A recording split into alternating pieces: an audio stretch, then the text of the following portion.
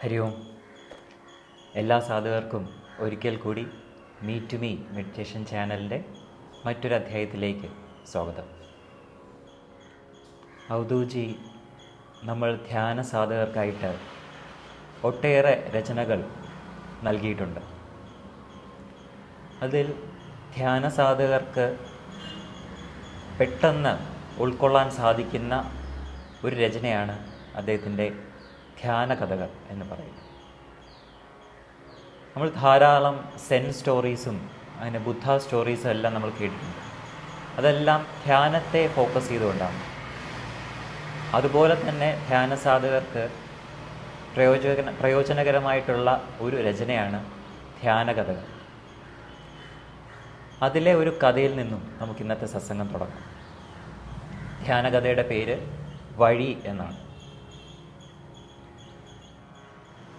ഏകാന്ത സാധന അനുഷ്ഠിക്കുന്ന ആ സാധകന് മൗനത്തിലേക്ക് വഴുതി വീഴാൻ സാധിക്കുന്നുണ്ടായിരുന്നില്ല. അദ്ദേഹം മൗനത്തെ പ്രതീക്ഷിക്കും തോറും മൗനം അദ്ദേഹത്തിൽ നിന്നും അകലുന്നതായിട്ടൊരു തോന്നൽ.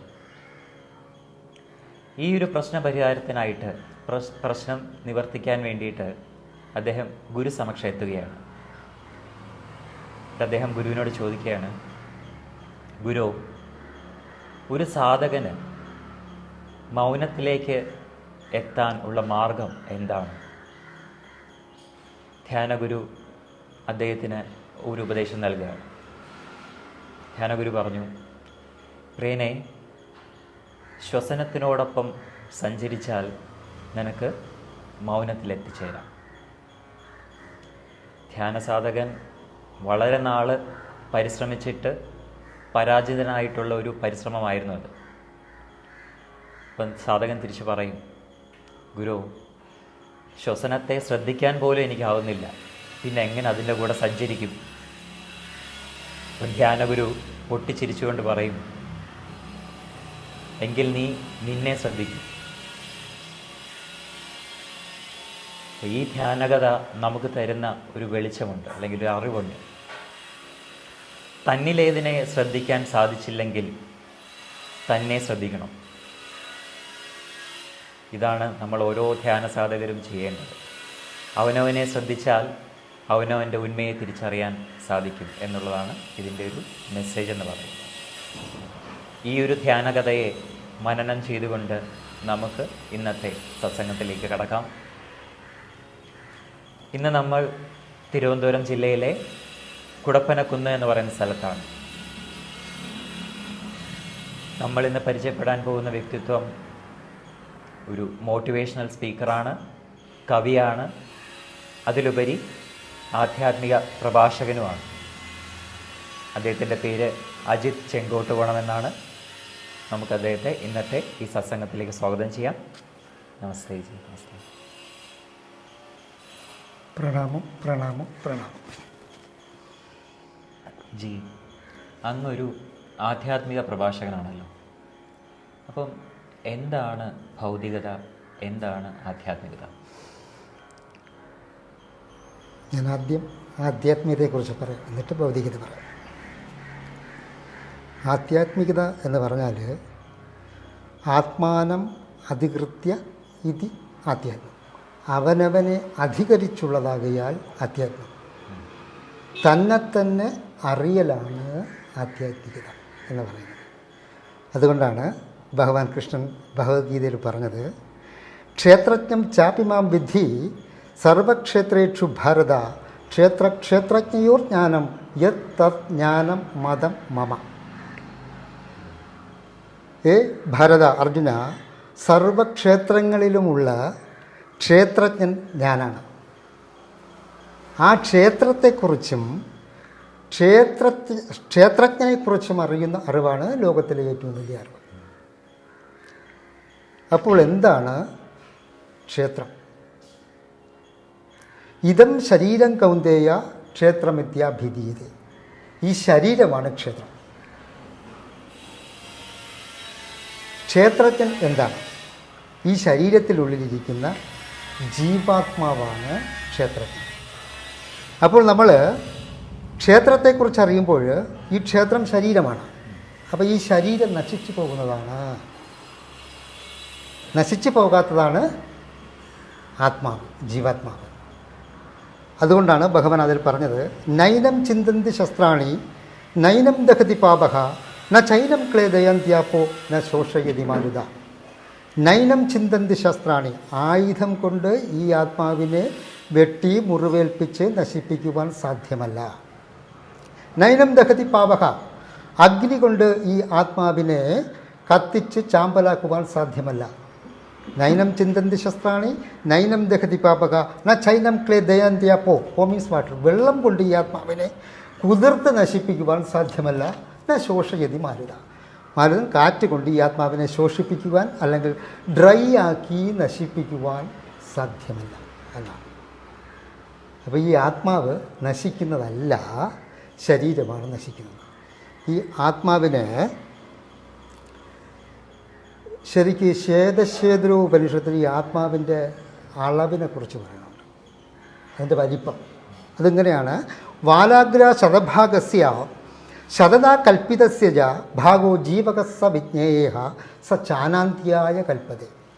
ഒരു രോമാഗ്രത്തെ എടുത്ത് 100ആയി ഭാഗിച്ച് അതിൽ ഒരെണ്ണമെടുത്ത് വീണ്ടും 100ആയി ഭാഗിച്ചാൽ എത്രയാണോ വലിപ്പം, അതാണ് ജീവാത്മാവിൻ്റെ വലിപ്പം. അപ്പോൾ ഈ ജീവാത്മാവിനെ സൂക്ഷ്മദർശിനിയുടെ സഹായത്തിൽ പോലും നമുക്ക് കാണാൻ സാധ്യമല്ല. എന്നാൽ ജീവാത്മാവുണ്ടോ? ഉണ്ട്. മനസ്സിലാവണ്ട? അപ്പോൾ ഇതാണ്. അപ്പോൾ ഈ ജീവാത്മാവെന്ന് പറഞ്ഞാൽ ശരിക്കും പരമാത്മാവ് തന്നെയാണ്. ജീവാത്മാവെന്നതും പരമാത്മാവെന്നതും കേവലം പര്യായ ശബ്ദങ്ങളെന്നറിഞ്ഞാലും ഭേദമേതുമേയില്ല, രണ്ടത്രയും ഭേദമുണ്ടെന്നു ചൊല്ലുന്നോർ അജ്ഞന്മാരല്ലയോ. രാമായണം. അപ്പോൾ ഈ ജീവാത്മാവും പരമാത്മാവും തമ്മിൽ ഒന്നാണ്. മമൈവാംശോ ജീവലോകേ ജീവഭൂത സനാതന. ഭഗവാൻ ഗീതയിൽ പറയുന്നുണ്ട്, ഞാനാകുന്ന പരമാത്മാവിൻ്റെ സ്ഫുലിംഗങ്ങളാണ് നിങ്ങളാകുന്ന ജീവാത്മാക്കൾ. ഞാനും നീയും രണ്ടല്ല, ഒന്നാണ്, ഒന്നാണ്, ഒന്നാണ്. അതാണ് ശരിക്കും ആധ്യാത്മികത. അപ്പം ഉള്ളിലോട്ട് നോക്കി പഠിക്കുന്നത് ആധ്യാത്മികതയും വെളിയിൽ നോക്കി പഠിക്കുന്നത് ഭൗതികതയും. നാം നമ്മെ, പലരും അങ്ങനെയാണ്, നാം നമ്മെ അറിയാൻ ശ്രമിക്കുന്നില്ല, പക്ഷേ നാം മറ്റുള്ളവരെ അറിയാൻ ശ്രമിക്കുന്നു, മറ്റുള്ളവരെ നാം അറിയാൻ ശ്രമിക്കുന്നു. അതാണ് ഏറ്റവും വലിയ പ്രശ്നം. നമ്മളെ അറിഞ്ഞ് കാര്യങ്ങൾ മനസ്സിലാക്കി അതിൽ പൂർണ്ണത എത്തിയതിനു ശേഷം മാത്രമേ നമ്മൾ മറ്റുള്ളവരെ അറിയാൻ ശ്രമിക്കാവൂ. ക്ലിയർ? ജീങ്ങ് ഇപ്പം ആധ്യാത്മികതയെക്കുറിച്ച് പറഞ്ഞല്ലോ.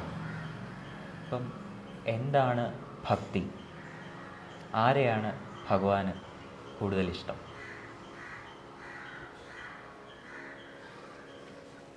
ഭഗവാന് ഏറ്റവും കൂടുതൽ ഇഷ്ടം ആരോടാണെന്ന് പറഞ്ഞാൽ ഭഗവാൻ പറഞ്ഞിട്ടുണ്ട്, സമൂഹം സർവഭൂതേഷു നമേദ്യേഷേ അസ്തിന പ്രിയ ഏ ഭജന്തി തൂമാം ഭക്ത്യാ മയി തേ തേഷു ചാപ്യഹം. സമൂഹം സർവഭൂതേഷു നമേദ്യേഷേ അസ്തിന പ്രിയ, എനിക്ക് എല്ലാവരോടും സമഭാവനയാണുള്ളത്. എന്നിട്ട് ഭഗവാൻ പറയുന്നു, നമേ ദേഷ്യ അസ്തിനപ്രിയ ഏ ഭജന്തി തൂമാം ഭക്ത്യാ മയി തേ തേഷു ചാപ്യഹം. ആര് എന്നെ ഭക്തിപൂർവം ഭജിക്കുന്നുവോ ഞാൻ അവനിലും അവൻ എന്നിലും കാണപ്പെടുന്നു. അപ്പോൾ ഭഗവാന് ഏറ്റവും കൂടുതൽ ഇഷ്ടം ഭക്തനോടാണ്. ആരാണ് ഭക്തൻ, അല്ലെങ്കിൽ എന്താണ് ഭക്തി എന്നുള്ളതാണ് അടുത്ത ചോദ്യം. മനസ്സൈതാനി ഭൂതാനി പ്രണമേത് ബഹുമാനയൻ ഈശ്വരോ ജീവകലയ പ്രവിഷ്ടോ ഭഗവാനിധി. ഭാഗവതത്തിലെയാണ്. മനസ്സൈതാനി ഭൂതാനി പ്രണമേത് ബഹുമാനയൻ ഈശ്വരോ ജീവകലയ പ്രവിഷ്ടോ ഭഗവാനിധി. ഈശ്വരൻ ജീവരൂപത്തിൽ എല്ലാവരുടെയും ഉള്ളിൽ ഉണ്ട് എന്ന ഭാവേന എല്ലാവരെയും ബഹുമാനിച്ചുകൊണ്ട് മനസ്സുകൊണ്ട് വന്ദനം ചെയ്യുന്ന പ്രക്രിയയാണ് ഭക്തി എന്ന് പറയുന്നത്. ഒന്നും കൂടി പറയാം, പ്രേക്ഷകർക്ക് കുറച്ച് കൂടുതൽ മനസ്സിലാകാൻ വേണ്ടി. മനസ്സൈതാനി ഭൂതാനി പ്രണമേത് ബഹുമാനയൻ ഈശ്വരോ ജീവകലയ പ്രവിഷ്ടോ ഭഗവാനിധി. ഈശ്വരൻ ജീവരൂപത്തിൽ എല്ലാവരുടെയും ഉള്ളിലുണ്ട് എന്ന ഭാവേന എല്ലാവരെയും മനസ്സുകൊണ്ട് വന്ദനം ചെയ്ത് ബഹുമാനിക്കണം. എല്ലാവരെയും ബഹുമാനിച്ചുകൊണ്ട് മനസ്സുകൊണ്ട് വന്ദനം ചെയ്യുന്ന പ്രക്രിയയുടെ പേര് ഭക്തി എന്ന് പറയും. ശരിക്കും പറഞ്ഞാൽ ഈ ഭക്തി സ്നേഹമാണ് എന്ന് മനസ്സിലാക്കും. കാരണം എല്ലാവരുടെയും ഉള്ളിൽ ഈശ്വരനുണ്ടെന്ന ഭാവേന എല്ലാവരെയും ബഹുമാനിച്ചുകൊണ്ട് മനസ്സുകൊണ്ട് വന്ദനം ചെയ്യുന്ന പ്രക്രിയയാണ് ഭക്തി എന്ന് പറയുമ്പോൾ ഈ ഭക്തി എന്ന് പറഞ്ഞാൽ സമ്പൂർണ്ണ സ്നേഹമാണ്.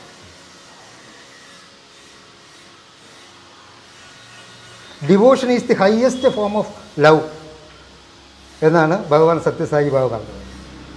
അതായത് ആരുടെ കാലിൽ തറയ്ക്കുന്ന മുള്ളുമൻ ആത്മാവിനെ കുത്തി നോവിക്കും.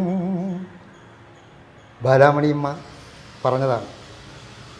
ഇസ്കോണിൻ്റെ ഗീതയ്ക്ക് പരിഭാഷ നൽകിയ വ്യക്തിയാണ് ബാലാമണിയമ്മ. ആരുടെ കാലിൽ തറയ്ക്കുന്ന മുള്ളുമൻ ആത്മാവിനെ കുത്തി നോവിക്കും. ഇതൊക്കെ ശരിക്ക് ആ സ്നേഹത്തിൻ്റെ ക്ലൈമാക്സിൽ നിന്ന് ഉദയം ചെയ്ത് വരുന്നതാണ്. സ്നേഹിക്ക ഉണ്ണി നീ നിന്നെ ദ്രോഹിക്കുന്ന ജനത്തെയും സ്നേഹത്തെ കരുതി സ്വയം നൂറാവൃത്തി ചത്തിയിടുകൾ. സ്നേഹം താൻ ശക്തി ജഗത്തിൽ സ്നേഹം താൻ ആനുദ്ധമാർക്കും. സ്നേഹിക്ക ഉണ്ണി നീ നിന്നെ ദ്രോഹിക്കുന്ന ജനത്തെയും. സ്നേഹമാണഖിലസാരം ഊഴിയിൽ സ്നേഹസാരമിക സത്യമേകമാം. സ്നേഹത്തിൽ നിന്നുദിക്കുന്നു ലോകം സ്നേഹത്താൽ അഭിവൃദ്ധി നേടിയിടുന്നു. ആശാനാണ്. ആ പരമപ്രകാശത്തെ പുണരാൻ കൈനീട്ടുന്ന ജീവിത സ്വപ്നത്തിൻ്റെ പുളകോദ്ഗമം പ്രേമം. ചങ്ങമ്പുഴ സാറ്. സ്നേഹിക്ക വേണ്ട നീ സേവിക്ക വേണ്ട നീ ദ്രോഹിപ്പവന്തിനായി നിന്നയൽക്കാരനെ. G Kumarapillai sir. മായാമയമാമീ ലോകത്തിൽ നിന്നു ഞാൻ മായാത്ത രണ്ടു വരി പഠിച്ചു. സർവവും മായികം ചഞ്ചലം പൂർവിയിൽ സ്നേഹമതൊന്നു മാത്രം. ചങ്ങമ്പുഴ സാർ. സ്നേഹിക്കയില്ല ഞാൻ നോബുമാത്മാവിനെ സ്നേഹിച്ചിടാത്തൊരു തത്വശാസ്ത്രത്തെയും. വയലാർരാമവർമ്മ. വേദനിക്കിലും വേദനിപ്പിക്കിലും വേണമീ സ്നേഹബന്ധങ്ങൾ ഊഴിയിൽ. ONV sir. ഇതെല്ലാം ആ ഹൃദയത്തിൽ നിന്ന് സ്നേഹം പൊട്ടി വിടർന്ന് വരുന്ന വരികളാണ്. ഇതാണ് ശരിക്ക് ഭക്തി എന്ന് പറയുന്നത്. ഈ ഭക്തനെയാണ് ഭഗവാൻ പണ്ഡിതനെന്നും കൂടി പറയുന്നത്. സർവചരാചരങ്ങളെയും തുല്യമായി സ്നേഹിക്കുന്നവൻ്റെ പേരാണ് ഭഗവത്ഗീതയിൽ ഭഗവാൻ പണ്ഡിതൻ എന്ന് പറയുന്നത്. വിദ്യാവിനയ സമ്പന്നേ ബ്രാഹ്മണേ ഗവിഹസ്തിനി ശുനിചൈവ സ്വപാഖേച പണ്ഡിതാ സമദർശിന. വിദ്യാവിനയ സമ്പന്നനായ ബ്രാഹ്മണനെയും, ബ്രാഹ്മണൻ എന്ന് പറഞ്ഞാൽ ശരിക്ക് പൂണുനൂലിട്ട ആളല്ല, ബ്രഹ്മജ്ഞാനീതി ബ്രാഹ്മണൻ, ബ്രഹ്മത്തെ അറിഞ്ഞവനാണ് ബ്രാഹ്മണൻ.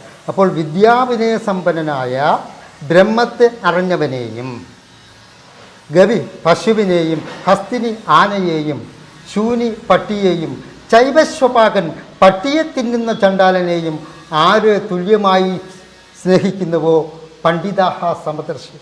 ഈ സമദർശിത്വമുള്ളവൻ്റെ പേര് പണ്ഡിതൻ എന്നാണ് ഭഗവാൻ ഗീതയിൽ പറഞ്ഞിരിക്കുന്നത്. അപ്പോൾ ശരിക്ക് ഭക്തി എന്ന് പറഞ്ഞാൽ completely love love love love കൊടുക്കുക, കൊടുത്തുകൊണ്ടേയിരിക്കുക. ഇതാണ് ഭക്തി, അല്ലാതെ വേറെ ഒന്നുമല്ല ഭക്തി. ജി, ആധ്യാത്മികതയിലേക്ക് പ്രവേശിക്കുവാൻ ഗുരുവിൻ്റെ ആവശ്യമുണ്ട്.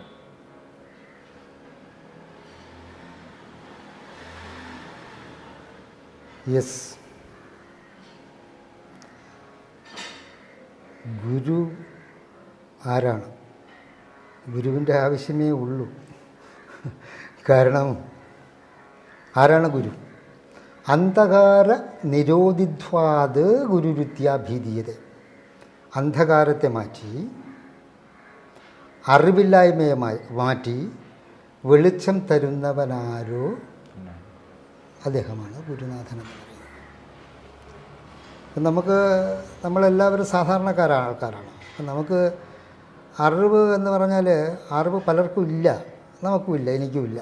പക്ഷേ ഒരു യഥാർത്ഥ ഗുരുവിൻ്റെ അടുത്ത് നമ്മൾ എത്തുമ്പോൾ നമുക്ക് ആന്തരികമായ വെളിച്ചം നമുക്കുണ്ടാകും.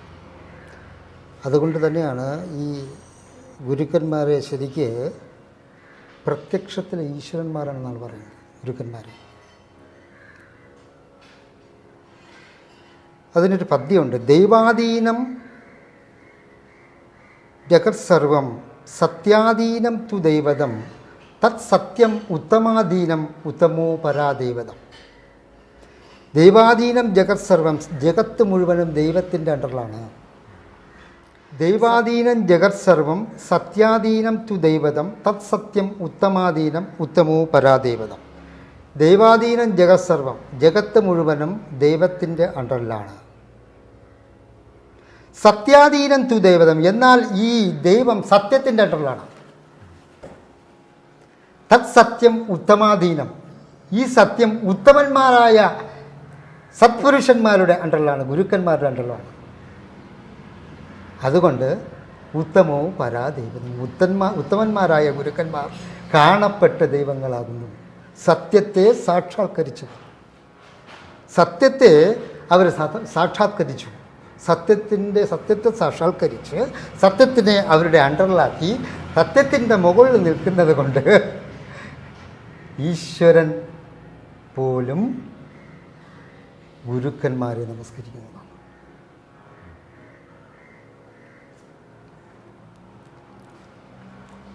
അതായത് ബ്രഹ്മാവും വിഷ്ണുവും മഹേശ്വരന്മാർ പോലും ഈ ഗുരുക്കന്മാരെ നമസ്കരിക്കുന്നതാണ്.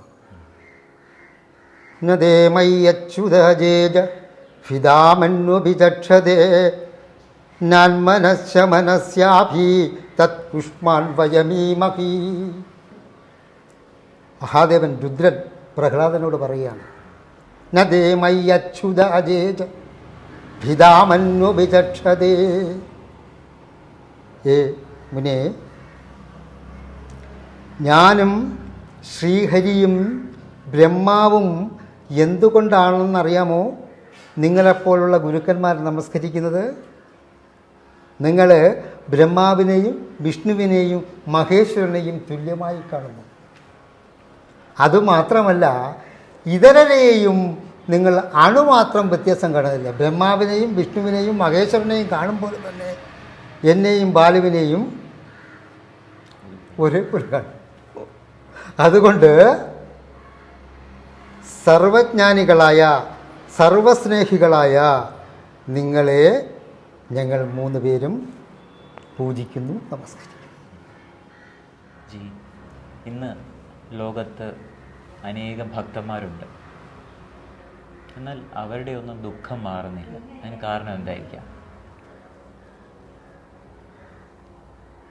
ശരിക്കും പറയുന്നത്, ഭഗവാൻ പറയുന്നത്, പൂർവജന്മകൃതം പാപം വ്യാധിരൂപേണ ജായതേ, പൂർവജന്മഹൃതം പാപം രോഗരൂപേണ ജായതേ. പൂർവജന്മത്തിൽ നാം ചെയ്തിട്ടുള്ള പാപകർമ്മങ്ങൾ ഈ ജന്മത്തിൽ നമുക്ക് ദുഃഖങ്ങളായും മഹാരോഗങ്ങളായും വന്ന് ഭവിക്കുന്നു. നാം ചെയ്തിട്ടുള്ള കർമ്മങ്ങൾ നമുക്ക് നല്ലത് ചെയ്താൽ നല്ലത് പുറകെ വരും, മോശമായ പ്രവൃത്തി ചെയ്താൽ മോശമായ പ്രവൃത്തി പുറകെ വരും. അപ്പോൾ ഈ ദുഃഖം മാറാനായിട്ട് ഒരേ വഴിയുള്ളൂ, ഒറ്റ വഴിയുള്ളൂ.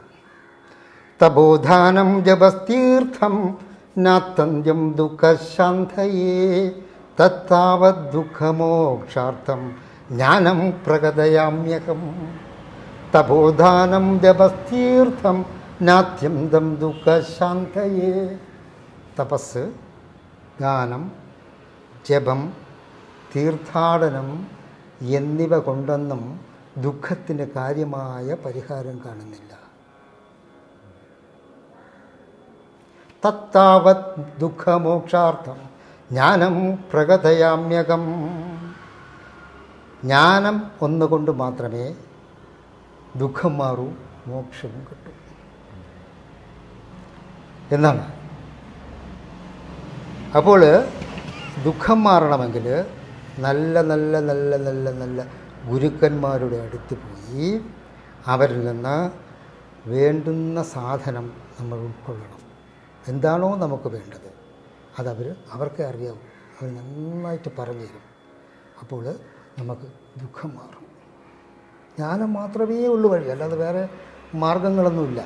അപ്പോൾ ഈ ശരിക്ക് ദുഃഖം എന്ന് പറഞ്ഞാൽ മനുഷ്യൻ്റെ ഏറ്റവും വലിയ ശത്രു ദുഃഖം എന്നാണ് പറയുന്നത്.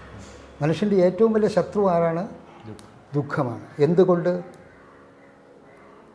സന്താപാത് ഭ്രംശതേ രൂപം, സന്താപാത് ഭ്രംശതേ ബലം, സന്താപാത് ഭ്രംശതേ വ്യാധി, സന്താഭ്യാത് ഭ്രംശതേ മൃച്ഛതി. അതായത് സന്താപാത് ഭ്രംശതേ രൂപം, ദുഃഖമുണ്ടാകുമ്പോൾ ഒരാളുടെ സൗന്ദര്യം നശിക്കുന്നതാണ് അല്ലേ? നമ്മൾ ശരിക്കും ദുഃഖിച്ചിരിക്കുമ്പോൾ നമ്മൾ വളരെ മ്ലാനമായിട്ടിരിക്കാറുണ്ട്. സന്താപാത് ഭ്രംശതേ ബലം, നമ്മൾ എത്ര ബലവാനാണെങ്കിലും ദുഃഖമുണ്ടാകുമ്പോൾ നമുക്ക് ബലമില്ലാത്തൊരവസ്ഥ ഫീലാവും ഇല്ലേ? സന്താപാത് ഭ്രംശതേ ജ്ഞാനം, ദുഃഖമുണ്ടാകുമ്പോൾ നമ്മൾ എത്ര ജ്ഞാനിയാണെങ്കിൽ പോലും നമുക്ക് അറിവില്ലാത്തൊരവസ്ഥ ഉണ്ടാകും.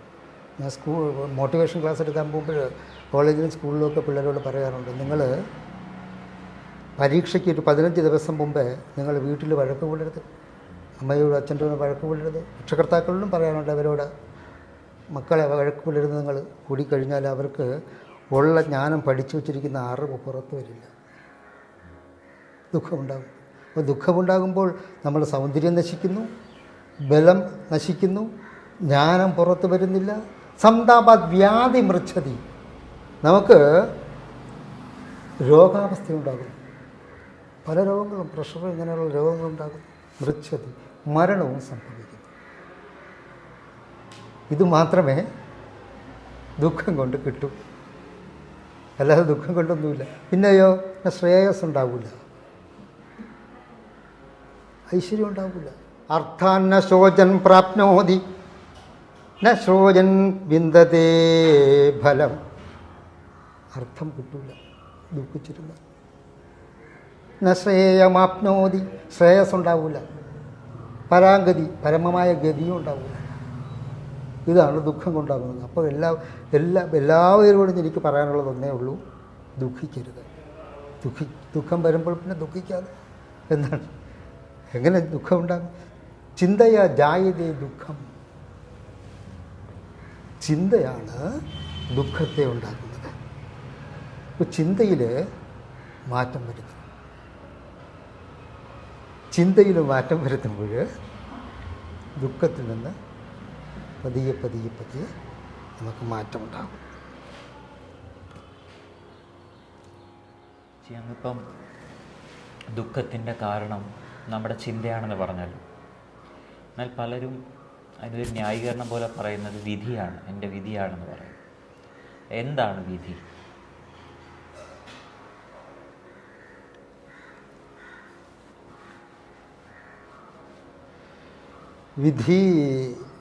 വിധിയുണ്ട്, തലയിലെഴുത്തുമുണ്ട്.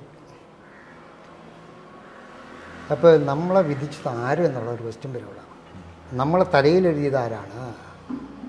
വിവേകാനന്ദ സ്വാമി പറയുന്നു, നീ തന്നെ നിൻ്റെ വിധിവിധാതാവ് എന്നറിയുക.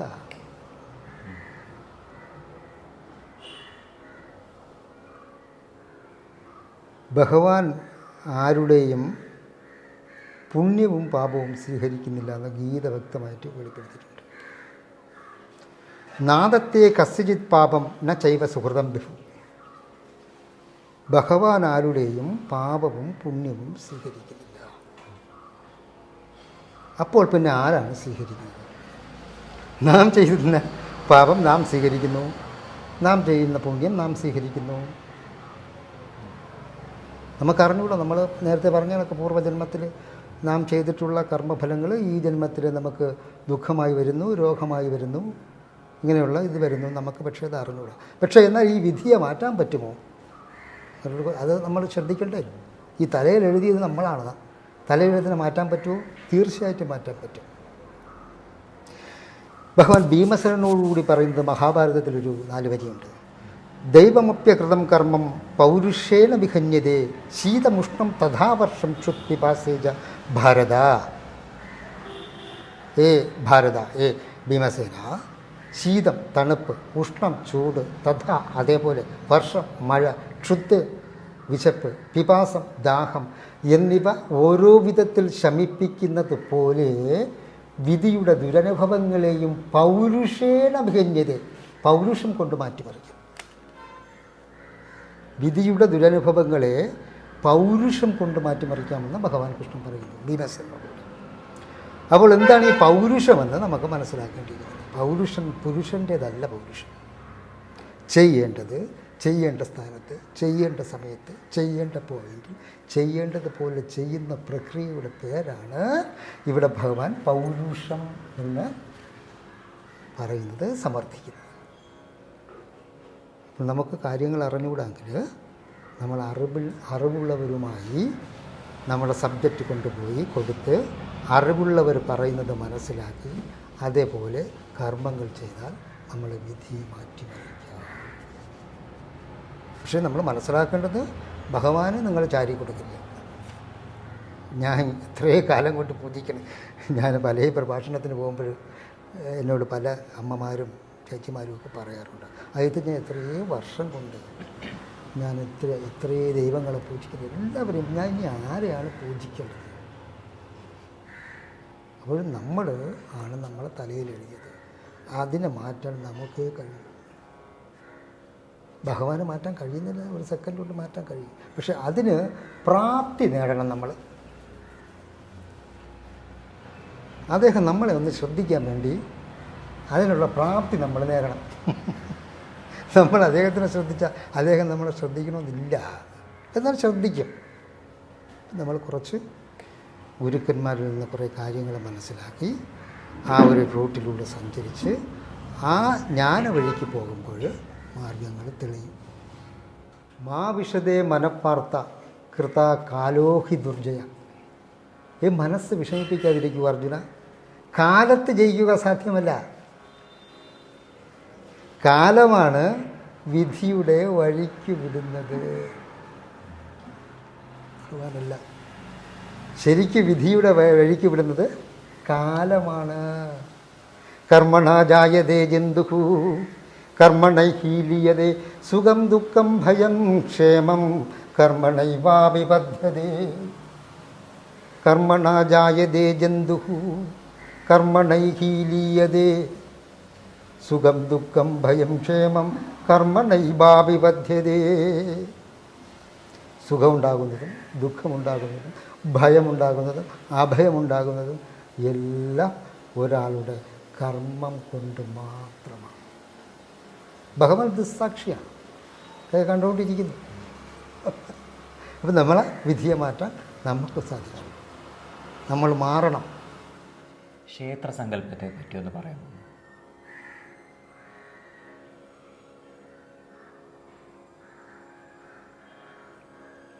ക്ഷേത്രത്തെപ്പറ്റി നമ്മൾ നേരത്തെ പറഞ്ഞു. ഇതം ശരീരം കൗന്ദേയ ക്ഷേത്രവിദ്യാധിപീരിയെ. ഈ ശരീരമാണ് ക്ഷേത്രം. ഈ ശരീരത്തിലിരിക്കുന്ന ജീവാത്മാവാണ് ക്ഷേത്രജ്ഞൻ. അപ്പോൾ ഈ ഒരു ക്ഷേത്രം പലരും ചോദിക്കാറുണ്ട്, നമ്മളെ ഈ ബിംബം, ഒരു വിഗ്രഹം ഇങ്ങനെ വച്ചിട്ട് ജീവനില്ലാത്ത വിഗ്രഹത്തെ പൂജിച്ചാൽ എന്താണ് ഫലമെന്ന് പറയാറുണ്ട്.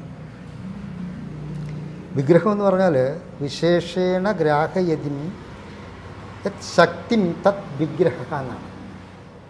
വിശേഷേണ ഗ്രഹിച്ചുകൊണ്ട് പ്രത്യേക തരത്തിലുള്ള ഊർജം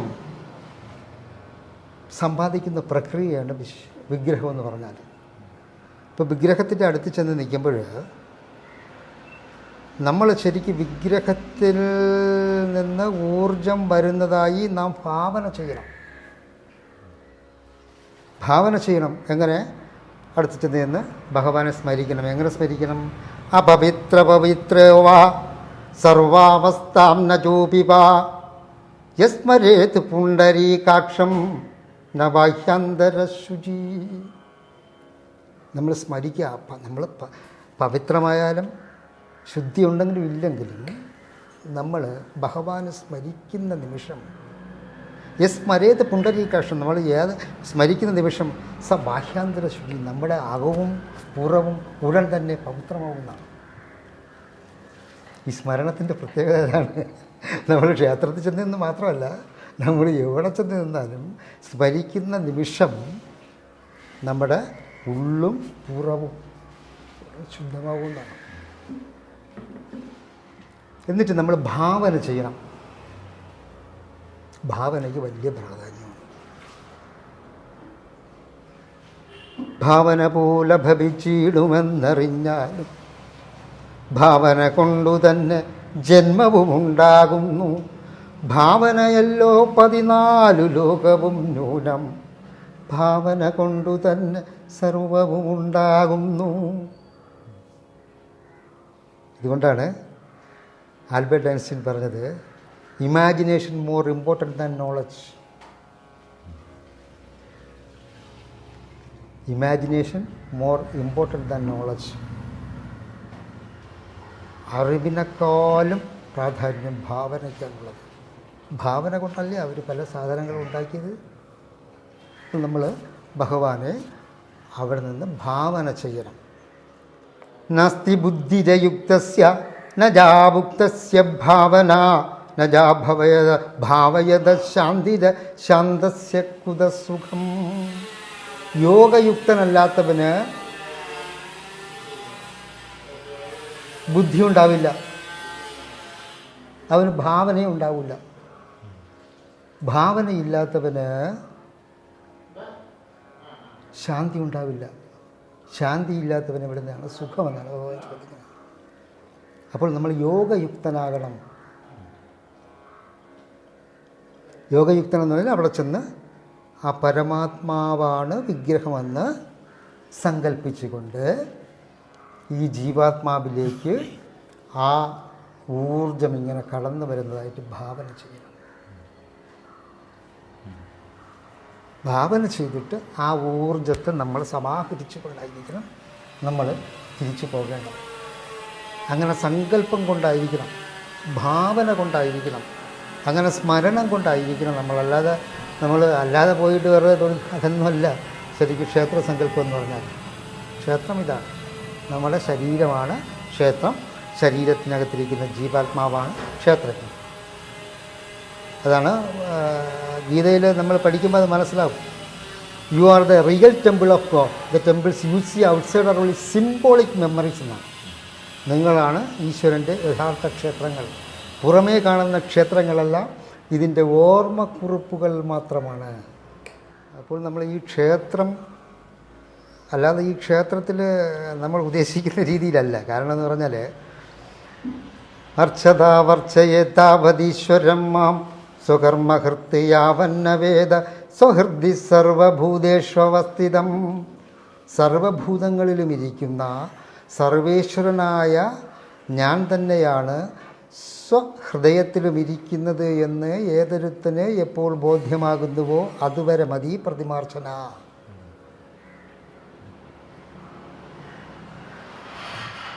സ്വന്തം ഹൃദയത്തിൽ മറ്റുള്ളവരുടെ ഹൃദയത്തിലിരിക്കുന്ന അതേ ഈശ്വരൻ തന്നെയാണ് സ്വഹൃദയത്തിലും ഇരിക്കുന്നത് എന്ന് ഏതൊരുവന് എപ്പോൾ ബോധ്യമാകുന്നുവോ അതുവരെ മതി പ്രതിമാർച്ചന.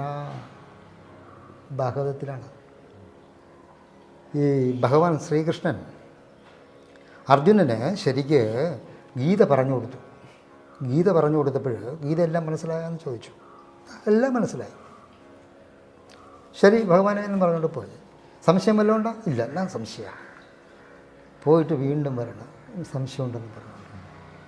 അങ്ങനെ ഭഗവാൻ വീണ്ടും ഒരു ഗീത പറഞ്ഞു കൊടുത്തു. ആ ഗീതയുടെ പേരാണ് അനുഗീത. അനുഗീത പറഞ്ഞു കൊടുത്ത് അത് കഥകളിലൂടെയാണ് ഭഗവാൻ പറഞ്ഞു കൊടുത്തത്. അങ്ങനെ കഥകളിലൂടെ അനുഗീത പറഞ്ഞു കൊടുത്തിട്ട് സംശയം വല്ലതും ഉണ്ടായി? ഇല്ല സ്വാമി എന്നും പറഞ്ഞുകൊണ്ട് വീണ്ടും അർജുനൻ പോയി. എന്നിട്ട് വീണ്ടും വരെയാണ് സംശയമുണ്ടെന്ന് പറഞ്ഞുകൊണ്ട്. അങ്ങനെ അവസാനം ഭഗവാനെ ഒരു ഗീത പറഞ്ഞു കൊടുത്തു. ആ ഗീതയുടെ പേര് ഉത്തരഗീത എന്നാണ്. ഉത്തരഗീതയിൽ 3-ാം അധ്യായത്തിൽ 7-ാമതൊരു ശ്ലോകമുണ്ട്. വളരെ പ്രധാനമായ ശ്ലോകമാണ്. ഇത് ഞാൻ ഒരു ക്ഷേത്രത്തിലും പറഞ്ഞിട്ടില്ല, ഇതാദ്യമായിട്ട് പറയുകയാണ്. ക്ഷേത്രത്തിൽ പറയാൻ പറ്റൂല. അതിതാണ് അഗ്നിർദേവോ ദ്വിജാതീനാം മുനീനാം ഹൃദിദേവതം പ്രതിമാം സ്വൽപബുദ്ധീനാം സർവത്ര സമദർശിനം.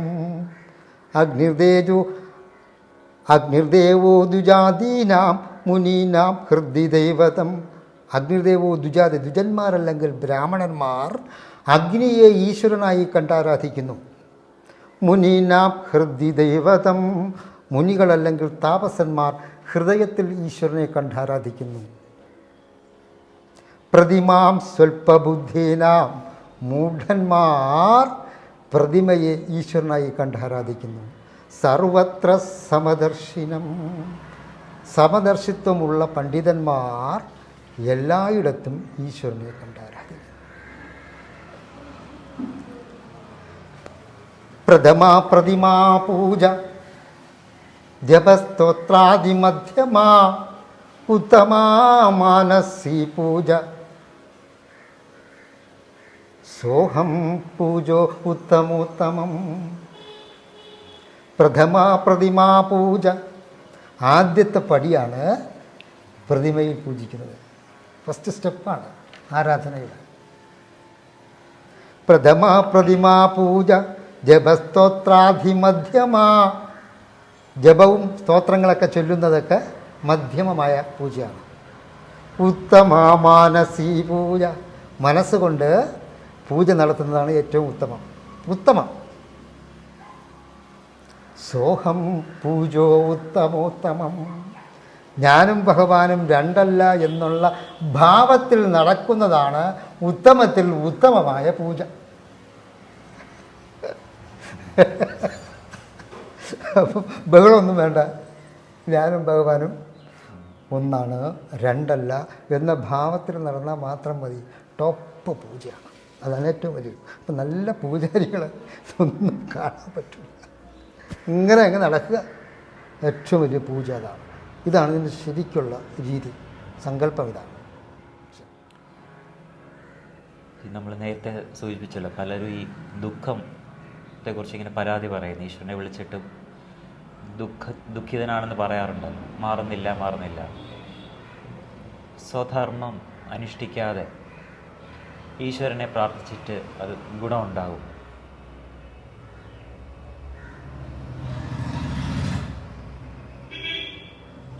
ഇത് നമ്മളെ ഈ ലോകത്ത് ഇറക്കി വിട്ടിരിക്കുന്നത് കർമ്മം ചെയ്യാനാണ്. ആ ലോകത്തിൽ നിന്നും ഈ ലോകത്തേക്ക് നമ്മളെ കൊണ്ടുവന്നത് കർമ്മം ചെയ്യാനാണ്. ഭഗവാൻ അതിന് പറയുന്നു, ഏവം പ്രവർത്തിതം ചക്രം നാനുവർത്തയദീഹയഃ അഹായുരിന്ദ്രിയാരാമോ മോഹം പാർത്ഥസ്സ ജീവതി. അർജുന, ഇവിടെ ഒരു പ്രവൃത്തി ചക്രമുണ്ട്. ആ പ്രവൃത്തി ചക്രത്തിൽ പങ്കാളിയാകാത്തവനെ അവനെ പാപിയായിട്ടാണ് കണക്കാക്കുന്നത്. ഇവിടെ ഒരു പ്രവൃത്തി ചക്രമുണ്ട്. ആ പ്രവൃത്തി ചക്രത്തിൽ പങ്കാളിയാകാത്തവനെ പാപിയാണ്, അവന് ഒരു ഗതിയും പിടിക്കില്ല. ഇവിടെയും പരലോകത്തും, ഇഹലോകത്തും പരലോകത്തും അവന് ഒരു ഗതിയും പിടിക്കില്ല. പ്രവർത്തിക്കണം, സ്വധർമ്മം അനുഷ്ഠിച്ചിരിക്കണം. അതിനാണ് ഈ മനുഷ്യജന്മം നമുക്ക് തന്നിരിക്കുന്നത്. അതാണ് അതിൻ്റെ ശരിക്കും. എപ്പോഴും പ്രവർത്തിച്ചു കൊണ്ടേയിരിക്കണം. പ്രവർത്തിക്കാത്തവനെ ഭഗവാൻ അനുഗ്രഹിക്കില്ല എന്നാണ് നമുക്ക് ഈ ശ്ലോകത്തിലൂടെ കാണാൻ കഴിയുന്നത്. അദ്ദേഹത്തിന് ഇഷ്ടമല്ല. അദ്ദേഹം പറയുന്നു, ഞാൻ 3 ലോകത്തിലും കർമ്മം ചെയ്തുകൊണ്ടേയിരിക്കുകയാണ്. ഞാൻ നിരന്തരം കർമ്മം ചെയ്തുകൊണ്ടിരിക്കുകയാണ്, നിങ്ങളും കർമ്മം ചെയ്യണം എന്നാണ് ഭഗവാൻ ഇവിടെ പറയുന്നത്. അല്ലാത്തവന് സിന്നർ എന്നാണ് പറയുന്നത്. സിന്നർ പാപി അവനെ പാപി എന്നാണ് ഭഗവാൻ മുദ്ര കൊടുത്തിരിക്കുന്നത്. നമ്മൾ പരസ്പരം സംസാരിക്കാനോ ബന്ധപ്പെടാനോ ഫോൺ യൂസ് ചെയ്യാറുണ്ട്. എളുപ്പത്തിൽ നമുക്ക് ദൂരെ ഇരിക്കുന്ന ആളെയും അടുത്തെന്ന പോലെ കാണാനും കേൾക്കാനും പറ്റുന്നു. ഈ കാലഘട്ടത്തിൽ ഈശ്വരനുമായിട്ട് ബന്ധപ്പെടാൻ നമ്മൾ എന്താണ് ചെയ്യേണ്ടത്?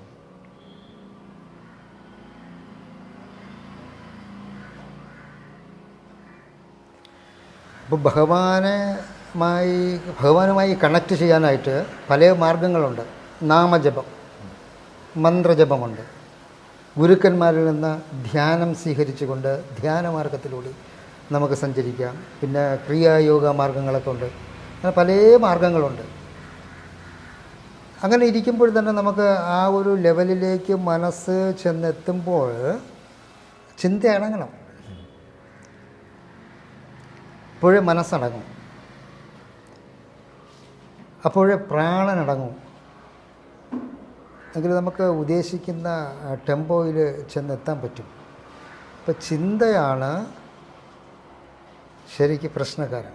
ചിന്തയെ പതിയെ പതിയെ പതിയെ പതിയെ പതിയെ നമ്മൾ ഏകാഗ്രതയിലേക്ക് കൊണ്ടുവരണം. അപ്പോൾ ഈശ്വരനെ നമ്മൾ പലരും ഈ പ്രാർത്ഥിക്കാറുണ്ടല്ലോ. പ്രാർത്ഥിക്കുമ്പോൾ ഭഗവാൻ സത്യസായി ബാബ പറയണമെന്ന് പറഞ്ഞാൽ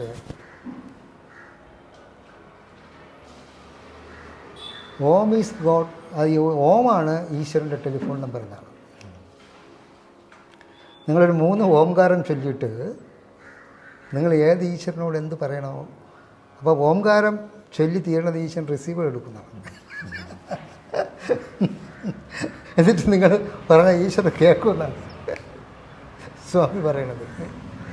അപ്പോൾ ഈ ആ ഊ മ ഈസ് ഈക്വൽ ടു ഓം. അപ്പോൾ അകാരം എന്ന് പറഞ്ഞാൽ വിഷ്ണുവും, ഉകാരം എന്ന് പറഞ്ഞാൽ മഹേശ്വരനും, മകാരം എന്ന് പറഞ്ഞാൽ ബ്രഹ്മാവുമാണ്. അപ്പോൾ ഈ ഓംകാരം ചൊല്ലുമ്പോൾ 3 ദേവന്മാരുടെയും കടാക്ഷം ഉണ്ടാകുന്നതാണ് ഈ ഓംകാരം ചൊല്ലുമ്പോൾ. അപ്പോൾ ഈ 3 ഓംകാരം ചൊല്ലിയിട്ട് നിങ്ങൾ ഈശ്വരനുമായി പ്രാർത്ഥിക്കാവുന്നതാണ്. അപ്പം ഭഗവാൻ 3 ഓംകാരം ചൊല്ലുമ്പോഴും ഭഗവാൻ അവളെ റിസീവർ എടുക്കുന്നതാണ്. ഭഗവാനുമായിട്ട് കണക്റ്റായി എന്നുള്ളതാണ്.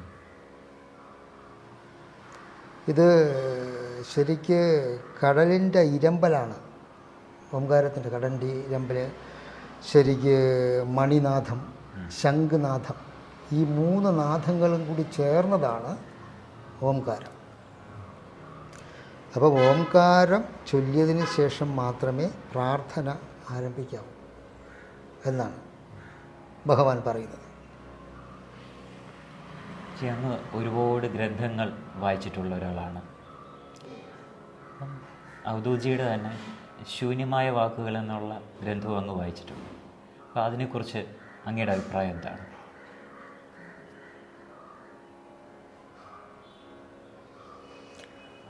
സത്യം പറഞ്ഞാൽ ഞാനൊരു 5000-ൽ പരം പുസ്തകങ്ങൾ വായിച്ചിട്ടുള്ള ആളാണ്. അത് ഇവിടെ ഉണ്ട്, അത് നിങ്ങൾ എടുത്തുകൊണ്ട് പോകണം. അത് അത്രയ്ക്ക് വായിച്ചിട്ടുണ്ട്. ഈ പുസ്തകം ഞാൻ പ്രഫൂസി എന്നാണ് വാങ്ങിയത്. അപ്പോൾ ചെന്ന് നോക്കിയപ്പോൾ ഒരുവിധം ഒരു പേജ് വായിച്ചിട്ട് ഇപ്പോൾ ഒരുവിധം നല്ല വൃത്തിയുണ്ട്. പക്ഷേ ഈ ഗുരുപ്രസാദ് എന്ന് പറഞ്ഞ ആളെ ഞാൻ കേട്ടിട്ടില്ല.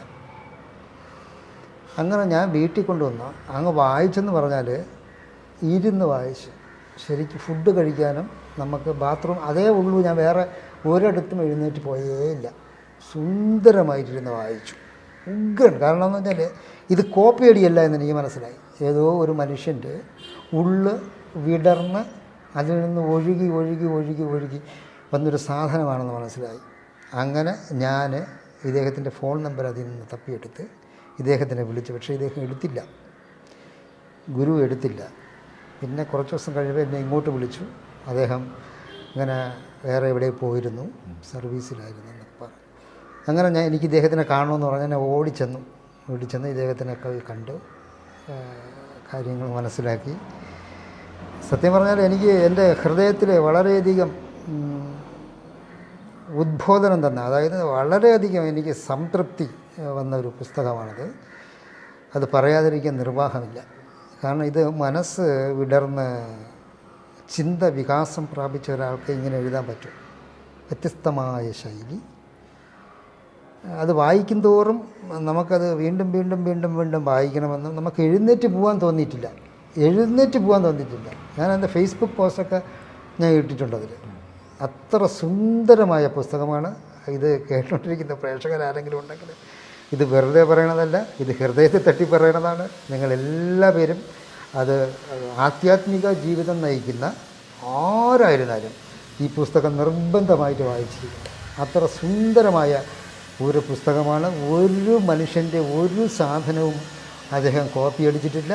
അത് ഹൃദയ വിശാലതയിൽ നിന്ന്, അതായത് ശൂന്യമാകുമ്പോൾ, ഹൃദയം ശൂന്യമാകുമ്പോൾ അതിൽ നിന്ന് വിടർന്ന് വരില്ലേ, അതാണ് ഈ സാധനം.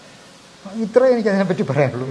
അതുകൊണ്ട് എല്ലാവരും വാങ്ങിക്കണം, വായിച്ചിരിക്കണം, നിർബന്ധമായിട്ട് വായിച്ചിരിക്കണം. അപ്പം ഞാൻ ഒത്തിരി ആൾക്കാരോട് ഇത് പറഞ്ഞിട്ടുണ്ട്, ഈ പുസ്തകം വാങ്ങി വായിക്കണമെന്ന്. കാരണം ഇത് നമ്മൾ സാധാരണ പുസ്തകം എഴുതുന്ന ആൾക്കാരെല്ലാം പല പുസ്തകം, കാരണം നമ്മളത് കംപ്ലീറ്റ്, അതായത് ഒരുമാതിരിപ്പെട്ട പുസ്തകങ്ങളൊക്കെ വായിച്ച് തകർത്തിട്ടുണ്ട്. അതുകൊണ്ട് ഏതിൽ നിന്ന് എഴുതുന്ന നമ്മൾ കൃത്യമായിട്ട് പറയും. ഞാൻ പറയും, ആരും എത്ര പുസ്തകം എഴുതിയാലും ഞാൻ പറയും അണ്ണാ ഇത് അതിലുള്ളതാണെന്ന് ഞാൻ പറയും. പക്ഷേ ഇതെനിക്ക് ഒരു പുതിയ ചിന്ത പഴയതല്ല, പക്ഷെ പുതിയ ഒരു രീതി. അത് ആത്മാവ് ഉണർന്നവർക്ക് അങ്ങനെ എഴുതാൻ പറ്റും, അല്ലാത്തവർക്ക് പറ്റില്ല. ആത്മാവ് പ്രകാശിക്കുന്നവർക്ക് ഇത് ഇങ്ങനെ എഴുതാൻ പറ്റും, അല്ലാത്ത സാധാരണ ഒരു മനുഷ്യന് പേന പിടിക്കുമ്പോൾ ഈ സാധനം വരില്ല. ആത്മാവ് വികാസം പ്രാപിച്ച ആത്മാവിൻ്റെ പ്രതിച്ഛായ എന്ന് പറയും. അതാണ് വാക്കുകൾ എന്ന പുസ്തകം. അതാണ് അദ്ദേഹത്തിൻ്റെ സുന്ദരമായ രചന. അദ്ദേഹത്തിൻ്റെ ഹൃദയം തുറന്ന്, അത് ഹൃദയം തുറന്നതല്ല, ശരിക്കും പറഞ്ഞാൽ അത് ധ്യാനാവസ്ഥയിൽ നിന്ന് പൊട്ടി വിടർന്നു വന്ന സാധനമാണ്. സുന്ദരമായ പുസ്തകം, എല്ലാവരും വായിച്ചിരിക്കുന്നു. സത്യം. അങ്ങ് ഒരു കവിയും കൂടെയാണല്ലോ, അപ്പം അങ്ങയിൽ നിന്നൊരു കവിത കേട്ടാൽ കൊള്ളാവുന്നുണ്ട്, ഒന്ന് ചൊല്ലാമോ?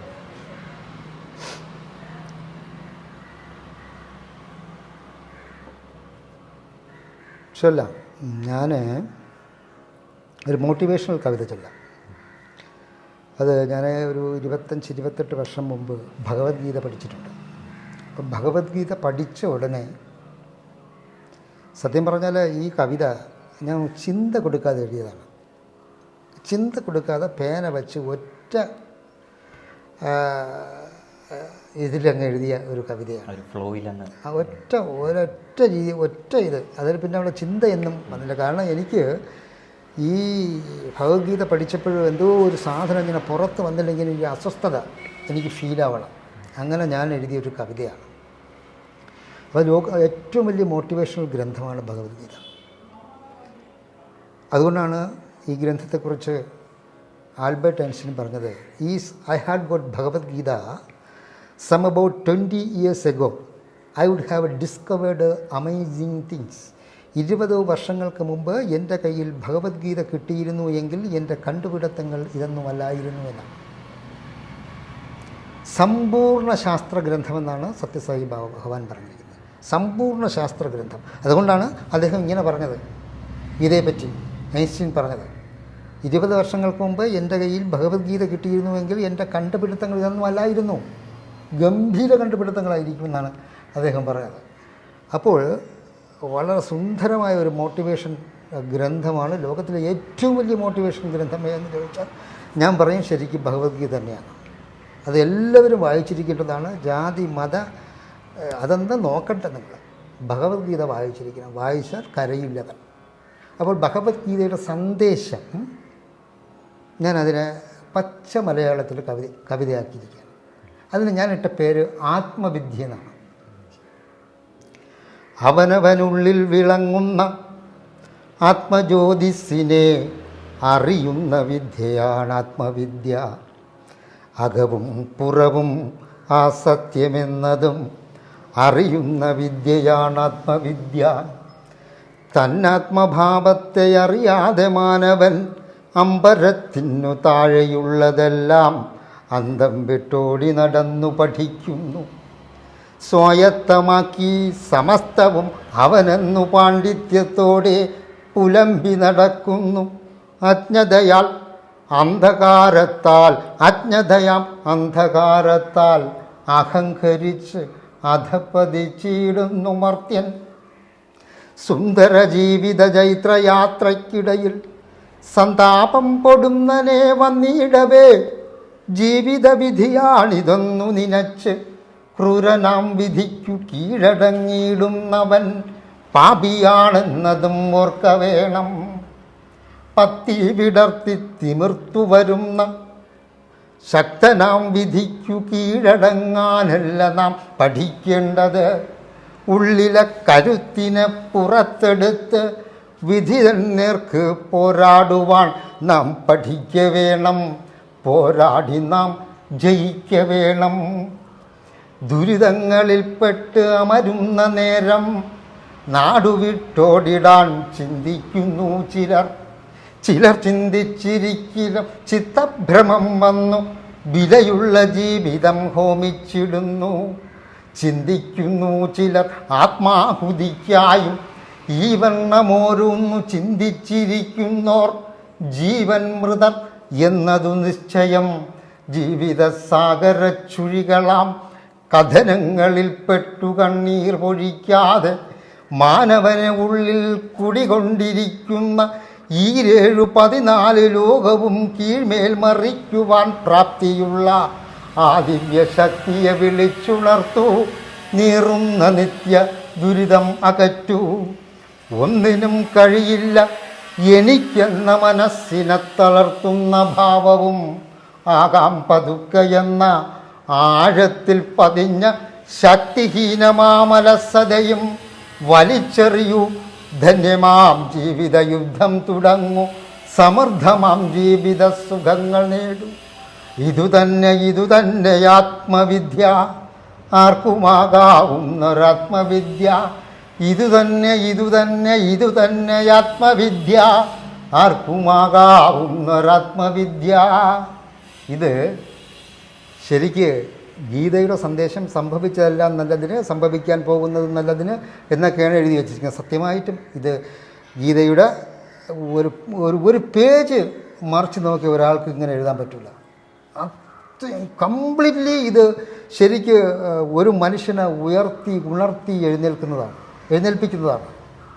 അതിലൊരു ശ്ലോകമുണ്ട്. ക്ലൈബ്യം മാസ്മഗമപാർത്ത നൈ തത്വ ഉപപദ്ധ്യതേ ക്ഷുദ്രം ഹൃദയ ദൗർബല്യം തൈത്യോക്തിഷ്ഠ പരന്തവ. അർജുനൻ ഇങ്ങനെ വന്ന് നിൽക്കുകയാണ്. യുദ്ധത്തിന് വന്ന് നിൽക്കുന്ന സമയത്ത് അദ്ദേഹം തളർന്നുപോയി. ബന്ധുക്കൾ, സ്വന്തക്കാർ എല്ലാം എന്നെക്കൊണ്ട് പറ്റൂല എന്നുള്ള രീതിയിലായി. ക്ലൈബ്യം മാസ്മഗമപാർത്ത നൈ തത്വ ഉപപദ്ധ്യതേ ക്ഷുദ്രം ഹൃദയ ദൗർബല്യം തിക്ത്യുക്തിഷ്ഠ പരന്തവ. അർജുന, നീ ആണും പെണ്ണും കെട്ടവനെ പോലെ എല്ലായിടത്തും പെരുമാറരുത്. എഴുന്നേൽക്കൂ. എഴുന്നേറ്റ് നീ യുദ്ധം ചെയ്യൂ. ധർമ്മത്തിന് വേണ്ടിയാണ് യുദ്ധം ചെയ്തത്. ധർമ്മയുദ്ധം നടത്തുമെന്നാണ് പറഞ്ഞത്. നീ വിജയിച്ചാൽ ജീവിത സുഖങ്ങൾ അനുഭവിക്കാം, മരിച്ചാൽ വീരസ്വർഗം പ്രാപിക്കുക എന്നാണ് സ്റ്റാർട്ട്. അങ്ങനെയാണ് ഗീത പഠിപ്പിക്കുന്നത്. അപ്പോൾ ഗീത പഠിക്കുന്ന ഒരുത്തൻ സംഭവിച്ചതെല്ലാം നല്ലതിന് അങ്ങനെ ഒതുങ്ങിയിരിക്കില്ല. അവൻ നല്ല സ്മാർട്ടാണ്. അവൻ കരയില്ല, കരയാൻ പറ്റില്ല. ഗീത അതാണ് ഗീത എന്ന് പറഞ്ഞാൽ ഏറ്റവും വലിയ മോട്ടിവേഷൻ ഗ്രന്ഥമാണ്. അങ്ങ് ഒട്ടനവധി പ്രഭാഷണങ്ങൾ, ആധ്യാത്മിക പ്രഭാഷണങ്ങൾ നടത്തിയിട്ടുണ്ട്. ആ പ്രഭാഷണങ്ങളെല്ലാം അങ്ങ് ചെയ്യാൻ വേണ്ടിയിട്ട്, അല്ലെങ്കിൽ ഒരു ഗുരുസ്ഥാനീയനായിട്ടുള്ള ഒരു വ്യക്തി ഉണ്ടാവാം, അല്ലെങ്കിൽ അങ്ങ് ഇൻഫ്ലുവൻസ് ചെയ്ത വ്യക്തിത്വങ്ങളുണ്ടാവാം. അവരെ കുറിച്ചൊന്ന് പറയാമോ?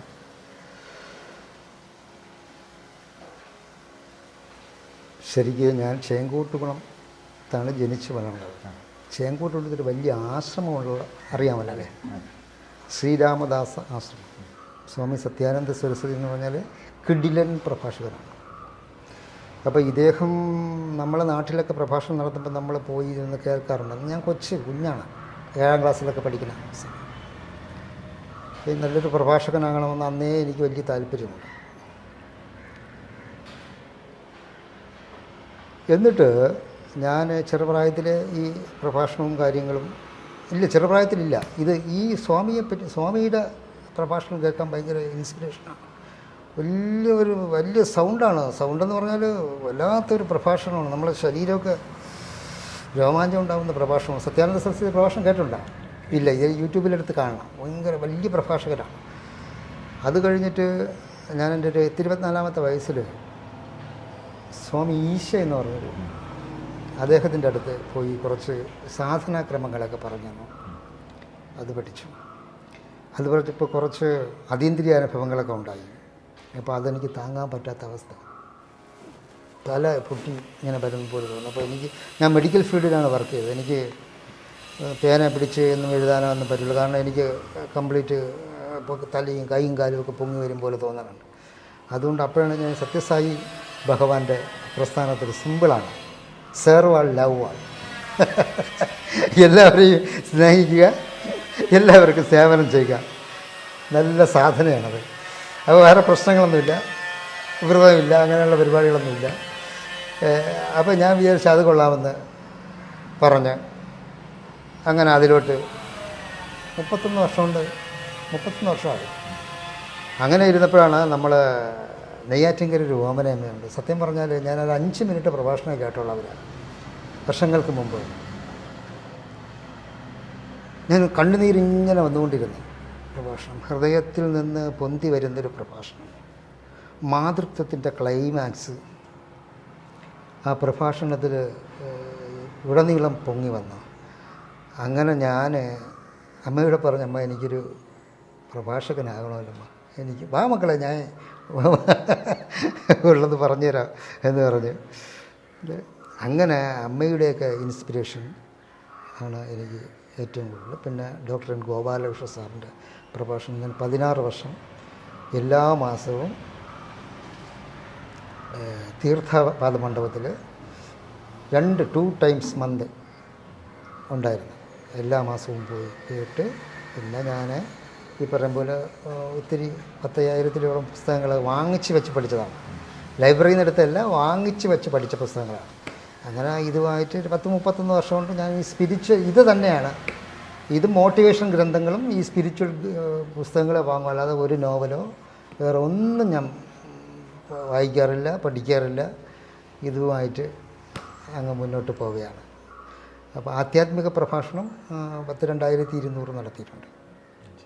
ഒത്തിരി നടത്തിയിട്ടുണ്ട്, മിക്കവാറും ശരിക്കും നടത്തിയിട്ടുണ്ട്. പിന്നെ മോട്ടിവേഷൻ ക്ലാസ്, കേരളം മുഴുവൻ മോട്ടിവേഷൻ ക്ലാസ്, PSCക്കാർക്ക് മോട്ടിവേഷൻ കൊടുക്കലാണ് കൂടുതൽ, PSC ആൾക്കാർക്ക്, കുട്ടികൾക്ക്. അങ്ങനെ ആണ് നമ്മുടെ ജീവിതക്രമം നടന്നു വരുന്നത്. നമ്മൾ തുടക്കത്തിലെ ധ്യാനകഥയിൽ സൂചിപ്പിച്ച പോലെ മൗനം നമ്മൾക്ക് വശത്താക്കാൻ സാധിച്ചാൽ അറിവ് നമ്മളിലേക്ക് വരും. അജിത് ജി ഒരുപാട് ഗ്രന്ഥങ്ങൾ വായിച്ചിട്ടുള്ള ഒരു വ്യക്തിത്വമാണ്, കവിയാണ്, ആധ്യാത്മിക പ്രഭാഷണങ്ങളാണ്. ഇതെല്ലാം ചെയ്യണമെന്നുണ്ടെങ്കിൽ തൻ്റെ ഉള്ളിലെ ആ മൗനത്തെ കുറച്ചെങ്കിലും തിരിച്ചറിഞ്ഞാൽ മാത്രമേ സാധിക്കുകയുള്ളൂ. എന്നാലേ ആ അറിവിനെ ഉൾക്കൊള്ളാനും അതിനെ പ്രാവർത്തികമാക്കാനും സാധിക്കുകയുള്ളൂ. ഇത്രയും നേരം നമ്മളോട് അദ്ദേഹത്തിൻ്റെ ആ അറിവ് നമ്മൾ സാധകരിലേക്ക് പങ്കുവച്ചതിന് അദ്ദേഹത്തിന് കോടി പ്രണാമങ്ങൾ അർപ്പിക്കുകയാണ്. അതോടൊപ്പം നമ്മൾ സാധകർക്ക് വേണ്ടി എന്ത് സന്ദേശമാണ് അത് നൽകുന്നതെന്ന് അറിയാൻ താല്പര്യമുണ്ട്.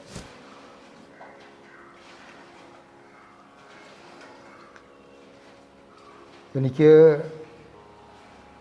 സാധകർക്ക് വേണ്ടി പറയാനുള്ളത്, ഗുരു കടാക്ഷം സമ്പൂർണമായിട്ട് നിങ്ങൾ വാങ്ങാൻ, ആർജിച്ചെടുക്കാൻ നിങ്ങൾ ശ്രമിക്കണം. ഗുരുരനുഗ്രഹണൈവ പൂമാൻ പൂർണ്ണപ്രശാന്തയീത്. ശ്രീകൃഷ്ണൻ കുചേലനോട് പറഞ്ഞതാണ് വന്ന സമയത്ത്.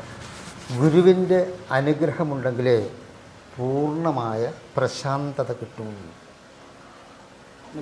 ഒരിക്കലും പറയണേ, ഞെളിഞ്ഞൊക്കെ വരുമ്പോൾ ഇതിനകത്തൊരു ആരോഗ്യം വരും. ആ ഒരു ശ്ലോകം പറഞ്ഞിട്ട് ഗുരുരനുഗ്രഹണൈവ പൂർണ്ണപ്രശാന്തിയെ. ശരിക്ക് കുചേലനോട് ശ്രീകൃഷ്ണൻ പറഞ്ഞ വചനമാണ്. ഗുരുവിൻ്റെ അനുഗ്രഹം ഉണ്ടെങ്കിൽ മാത്രമേ പൂർണ്ണമായ പ്രശാന്തത കിട്ടൂ.